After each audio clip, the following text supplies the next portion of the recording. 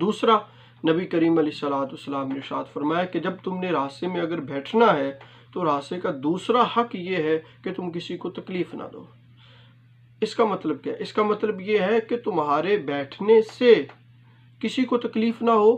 کہ کوئی شخص آ رہا ہے اور آگے سے وہ دیکھے کہ وہ فلاں شخص جو ہے وہ بیٹھا ہوا ہے اور اس کو اپنا راستہ اگر بدلنا پڑتا ہے تو وہ بھی اس کو تکلیف ہوتی ہے، یا جو بھی آتا جاتا ہے جو گزرتا ہے